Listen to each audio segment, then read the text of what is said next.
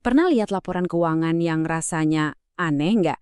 Nah, hari ini kita akan bedah hal yang persis seperti itu dari PT Indonesian Tobacco atau ETC. Ada teka-teki menarik dalam laporan keuangan terbaru mereka dan kita akan mengungkapnya bareng-bareng. Ini dia pertanyaan kuncinya. Coba deh bayangin, gimana ceritanya penjualan perusahaan turun, tapi nilai perusahaannya sendiri, kekayaan bersihnya, malah bertambah. Rasanya nggak masuk akal kan? Mungkin kedengarannya mustahil ya, tapi itulah misteri yang kita temukan di laporan keuangan ITCA tahun 2025. Tenang, kita akan jadi detektif keuangan hari ini dan memecahkan kasus ini bersama. Oke, ini peta perjalanan kita. Pertama, kita kenalan dulu sedikit sama ITC. Habis itu, kita intip performa penjualannya. Setelah itu, nah ini yang seru. Kita bongkar kesehatan dompetnya. Terus, kita lihat rencana ke depan dan risikonya. Dan terakhir tentu aja, keputusan ada di tangan Anda. Siap? Yuk kita mulai. Bagian pertama, siapa sih ITIC ini? Sesuai namanya, mereka ini pemain di industri tembakau. Yang penting untuk kita ingat, semua analisis kita hari ini basisnya adalah data dari laporan keuangan mereka untuk tahun 2025. Jadi kita fokus ke sana ya. Oke, mari kita mulai dari yang paling kelihatan, yaitu laporan laba rugi. Gampangnya di sini kita bisa lihat perusahaan ini lagi cuan atau justru lagi boncos. Yuk kita lihat datanya. Lihat angka paling atas ini, penjualan di 2025 itu 313,4 miliar. Turun dari tahun sebelumnya yang 324,4 miliar. Emang sih turunnya nggak drastis, tapi ini adalah potongan puzzle pertama kita. Ingat ya, penjualan mereka turun, catat itu. Kalau penjualannya turun, gimana laba bersihnya? Iya, ternyata ngikut juga. Laba bersihnya ikut turun jadi 20,3 miliar.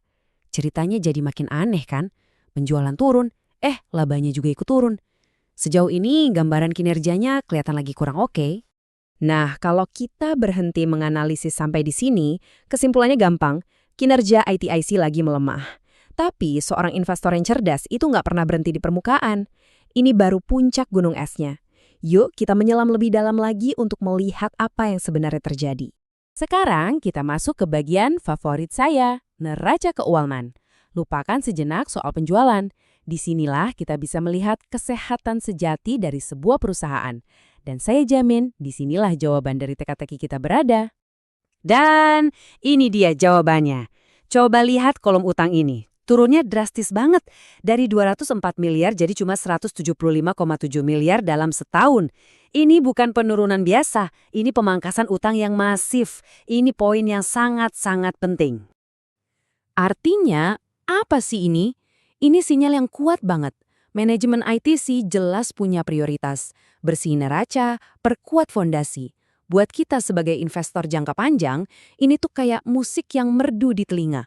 Perusahaan yang nggak banyak utang itu, ruang geraknya jauh lebih bebas di masa depan.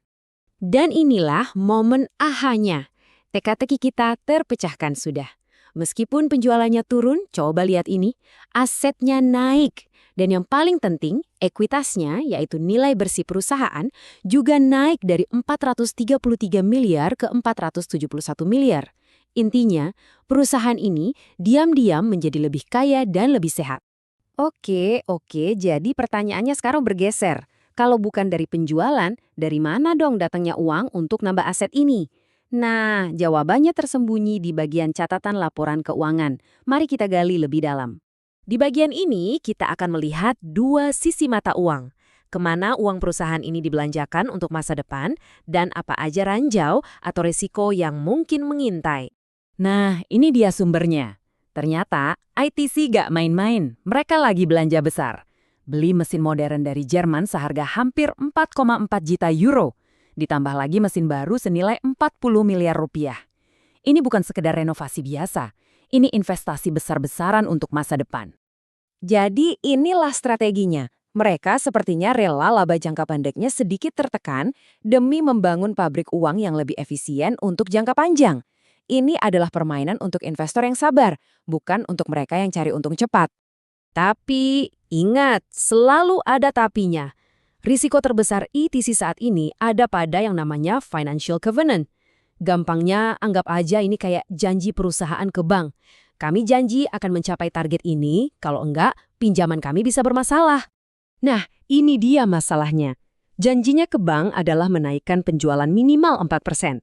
Kenyataannya malah turun 3,4%. Ini bukan sekedar meleset sedikit, ini berbalik arah. Harusnya naik, malah turun. Nah, ini yang kita sebut sebagai red flag atau bendera merah. Dan ini bukan opini saya loh ya, ini tertulis langsung di laporan mereka. Jelas sekali disebutkan penjualan turun 3,40%. Ini fakta, bukan interpretasi. Mereka mengakui kegagalan ini secara terbuka. Terus apa yang terjadi? Untungnya, bank masih baik hati dan memberikan perpanjangan. Jadi, nggak ada krisis yang mendadak. Tapi buat kita, ini adalah catatan penting.